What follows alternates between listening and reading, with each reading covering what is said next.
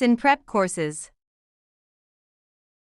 Question 1. A patient in atrial fibrillation with rapid ventricular response has a heart rate of 152 bpm and is hypotensive. Which intervention should the nurse anticipate? Option A, administration of 4-diltiazem. Option B, administration of 4-amiodarone. Option C, synchronized cardioversion. Option D, administration of 4-digoxin. The correct answer is option C, synchronized cardioversion. In unstable atrial fibrillation with rapid ventricular response causing hypotension, synchronized cardioversion is the immediate treatment of choice. Hemodynamic instability indicates the patient cannot tolerate the rapid rate and requires immediate electrical conversion. Chemical rate control with diltiazem, A, amiodarone, B, or digoxin, D, is appropriate for stable patients but is too slow for unstable patients. Question 2. During a disaster drill, which patient should be prioritized for evacuation? Option A, patient with a fractured femur who is stable. Option B, patient on a ventilator. Option C, patient with a minor head laceration. Option D, patient with a sprained ankle. The correct answer is option B, patient on a ventilator. In a disaster evacuation, patients who are ventilator- dependent are the highest priority due to their reliance on life-sustaining equipment and difficulty in moving them. Stable fracture patients, A, and minor injuries, C, D, can wait. Question 3. A patient is brought to the ED after a violent assault. What is the first priority in caring for this patient? Option A, obtain a forensic evidence collection kit. Option B, perform a thorough physical exam. Option C, ensure patient safety and medical stabilization. Option D, contact law enforcement. The correct answer is option C, ensure patient safety and medical stabilization. The ABCs in medical stabilization are the priority for any patient, including victims of violence. Forensic evidence collection, A, physical exam, B, and contacting law enforcement, D, are important but secondary to medical stabilization. Stressed about your Colorado real estate? We can take Colorado real estate for you remotely and undetected. We always guarantee a pass and payments only after results. To send us an email, scan the code or tap the link in the description and let's get it done.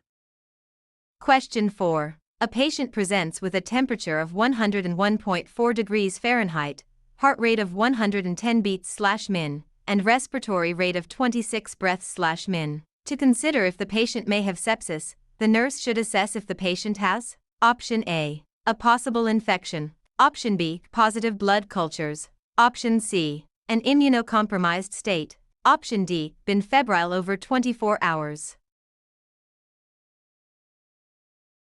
The correct answer is option A, a possible infection. According to the current definition of sepsis, a patient with signs of infection, fever, tachycardia, tachypnea, should be assessed for a possible source of infection. Sepsis is defined as life-threatening organ dysfunction caused by a dysregulated host response to infection. Positive blood cultures, B, are not required for diagnosis. Immunocompromised state, C, is a risk factor. Duration of fever, D, is less relevant.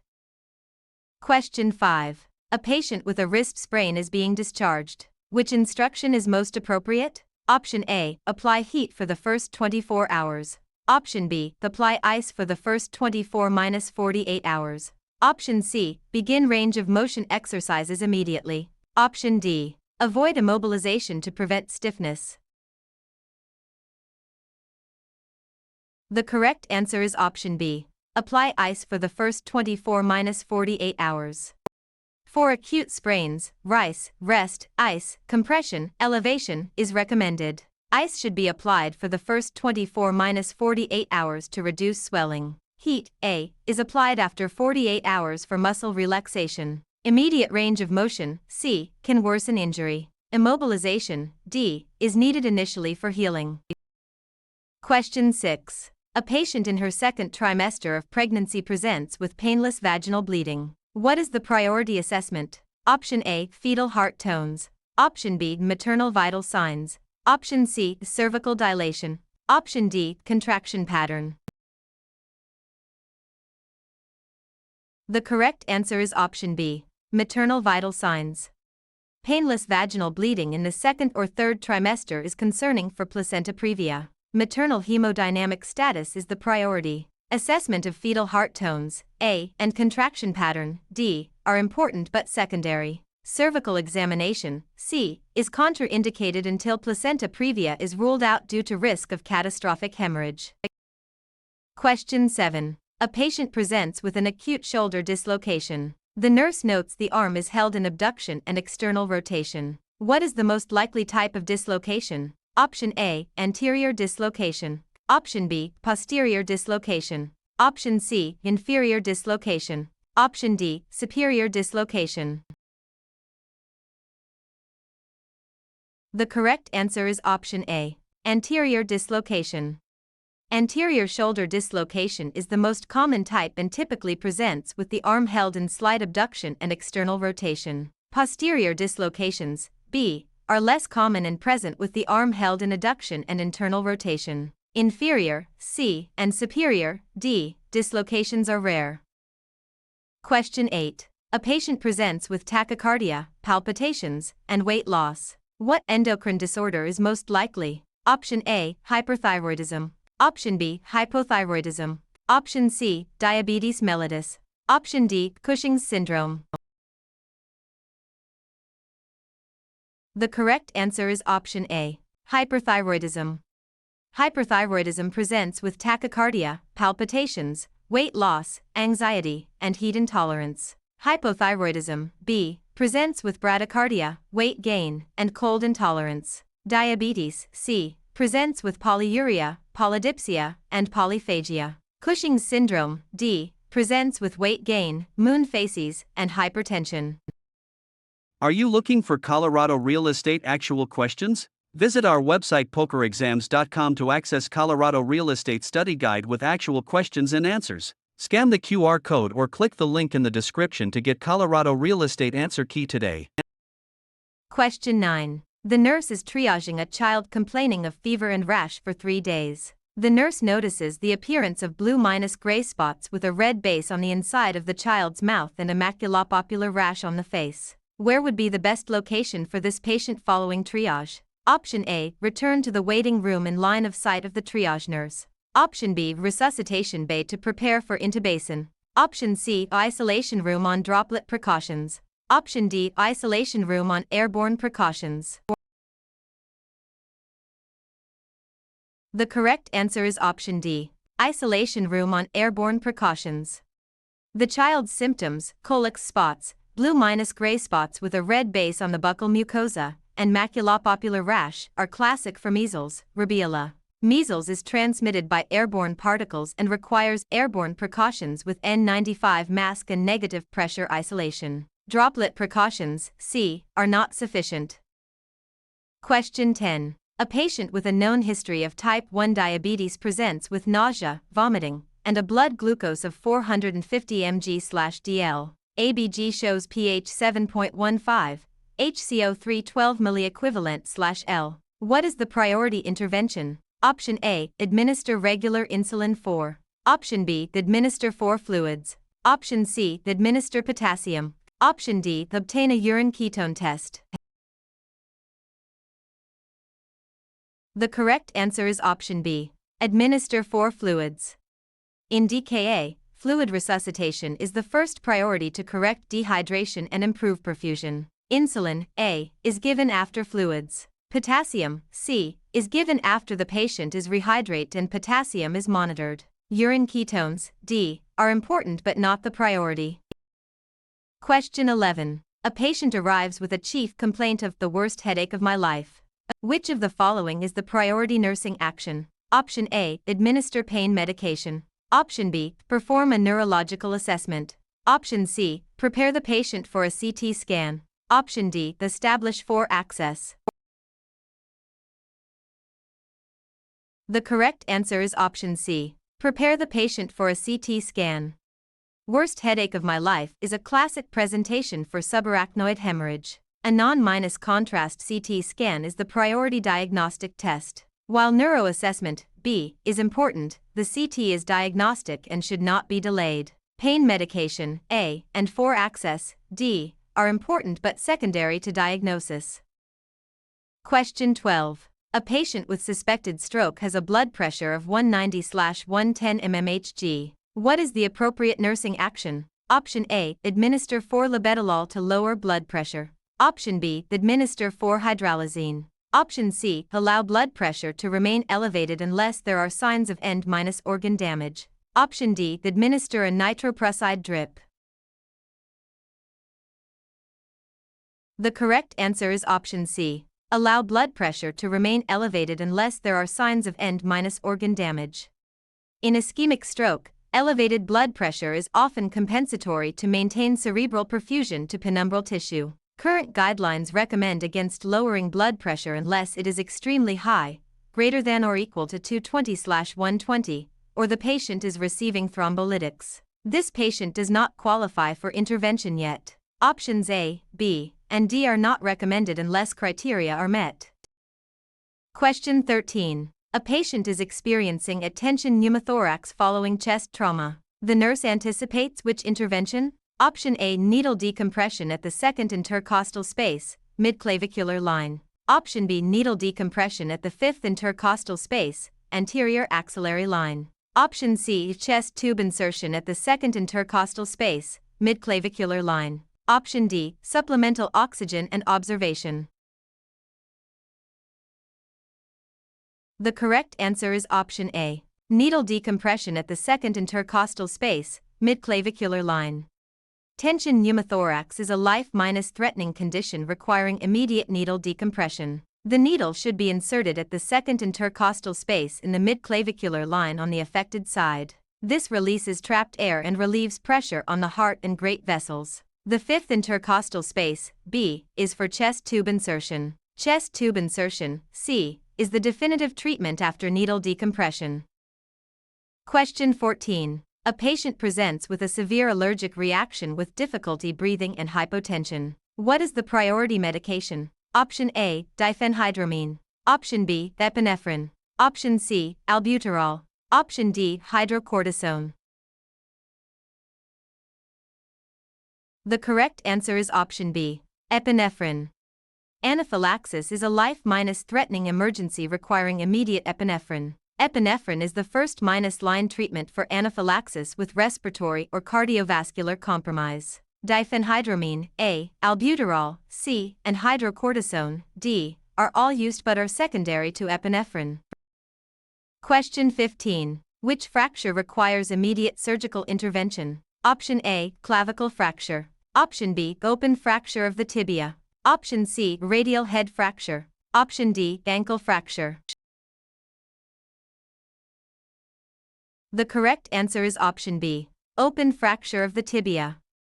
Open fractures are surgical emergencies that require immediate 4 antibiotics, tetanus prophylaxis, and surgical debridement to prevent osteomyelitis. Clavicle fractures, A, radial head fractures, C, and ankle fractures, D, are typically managed non-surgically or with delayed surgery. Question 16. A patient presents with signs of sepsis. Which of the following is the most important early intervention? Option A, administer broad-spectrum antibiotics. Option B, administer 4 fluids. Option C, obtain blood cultures. Option D, start a vasopressor. The correct answer is option C, obtain blood cultures. In sepsis, blood cultures should be obtained before starting antibiotics to identify the causative organism. Antibiotics, A, should be given as soon as possible but after cultures. 4 fluids, B, are given simultaneously with cultures. Vasopressors, D, are started after fluid resuscitation. Question 17. A patient with a urinary tract infection presents with confusion and fever. What is the most likely diagnosis? Option A, uncomplicated UTI. Option B, pyelonephritis. Option C, urosepsis. Option D, interstitial cystitis. The correct answer is option C, urosepsis. Confusion and fever in a patient with a UTI, especially in an older adult, suggests urosepsis. This is a life-threatening infection requiring immediate intervention. Uncomplicated UTI, A, does not cause confusion. Pyelonephritis, B, causes flank pain, fever, and chills. Interstitial cystitis, D, causes chronic pelvic pain. Question 18. A patient with acute pancreatitis has the following labs. Which finding is most concerning? Option A, elevated serum amylase. Option B, elevated serum lipase. Option C, elevated blood glucose. Option D, decreased serum calcium. The correct answer is option D, decreased serum calcium. Hypocalcemia in acute pancreatitis is a poor prognostic sign. It occurs due to saponification of calcium with fatty acids in necrotic fat tissue. Hypocalcemia can also indicate severe pancreatitis with significant necrosis. While elevated amylase, A, and lipase, B, are diagnostic, they do not indicate severity. Elevated glucose, C, is common but less concerning than hypocalcemia. Stressed about your Colorado real estate? We can take Colorado real estate for you remotely and undetected. We always guarantee a pass and payments only after results. To send us an email, scan the code or tap the link in the description and let's get it done. Question 19. In a mass casualty incident, which patient would be classified as green minor, according to START Triage? Option A. A patient with a fractured femur, respirations 20/min, pulse 100, able to follow commands. Option B. A patient with an open fracture of the tibia, respirations 24/min, pulse 110, able to follow commands. Option C. A patient with a sprained ankle, respirations 18/min, pulse 90, able to walk. Option D. A patient with a large scalp laceration, respirations 22/min, pulse 100, confused. The correct answer is option C. A patient with a sprained ankle, respirations 18/min, pulse 90, able to walk. In START Triage, green minor, patients are those who are walking and have minor injuries. The sprained ankle patient who can walk is green. Fractures, A, B, are typically yellow delayed. Confusion, D, is a concern and may indicate need for more urgent care. Question 20. A patient with suspected renal colic has a temperature of 101 degrees Fahrenheit. What is the priority nursing action? Option A, administer for pain medication. Option B, obtain a urine sample. Option C, notify the provider immediately. Option D, administer antiemetics. The correct answer is option C, notify the provider immediately. Fever in a patient with renal colic suggests a superimposed infection, which can rapidly progress to urosepsis. The provider should be notified immediately so antibiotics can be initiated. While pain medication, A, is important, the infection needs to be treated promptly to prevent sepsis. Question 21. Which nursing intervention is most important for a patient with an ING tube to low intermittent suction? Option A, change the ING tube every 24 hours. Option B, provide frequent mouth care. Option C, maintain the patient in a supine position. Option D, flush the tube every 8 hours with 50 ml of sterile water.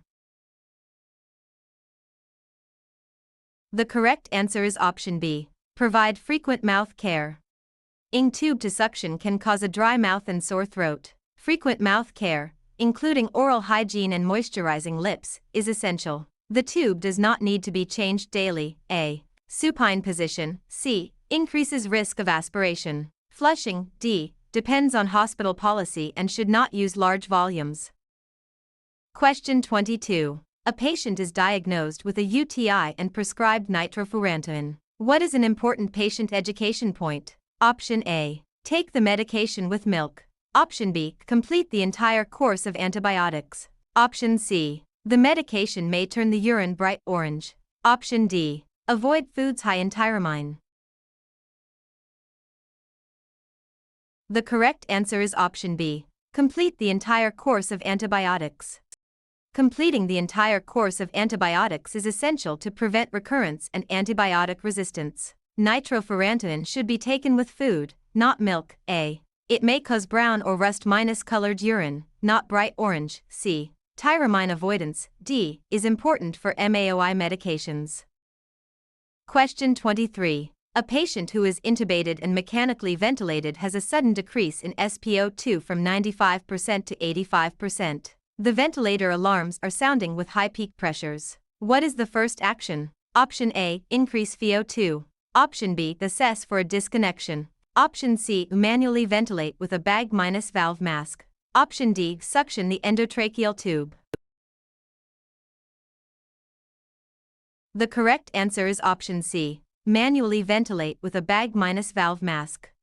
When an intubated patient experiences a sudden drop in SpO2 with high pressure alarms, the immediate action is to disconnect from the ventilator and manually ventilate with a bag-valve mask, BVM. This allows assessment of breath sounds, compliance, and tube patency. Increasing VO2, A, may help briefly but does not address the underlying issue. Suctioning, D, may be needed later. A disconnection, B, would cause low pressure alarms, not high pressure. Question 24. A patient with an open fracture of the tibia is brought to the ED. What is the priority nursing intervention? Option A, administer 4 antibiotics. Option B, cover the wound with a sterile dressing. Option C, check distal pulses and sensation. Option D, apply a splint. The correct answer is option C, check distal pulses and sensation. In any fracture, especially open fractures, neurovascular assessment distal to the injury is the priority. Checking pulses and sensation ensures there is no vascular compromise or nerve injury. For antibiotics, A, wound dressing, B, and splinting, D, are important but secondary to neurovascular assessment. Question 25. A patient sustains a deep laceration to the palm of the hand. Which assessment finding suggests median nerve injury? Option A, inability to abduct the fingers. Option B, inability to oppose the thumb. Option C, inability to adduct the thumb. Option D, decreased sensation in the small finger. The correct answer is option B, inability to oppose the thumb. The median nerve innervates the thenar muscles, including the opponens pollicis, which allows thumb opposition. Injury to the median nerve will cause inability to oppose the thumb. Finger abduction, A, is controlled by the ulnar nerve. Thumb adduction, C, is controlled by the ulnar nerve. Sensation in the small finger, D, is controlled by the ulnar nerve.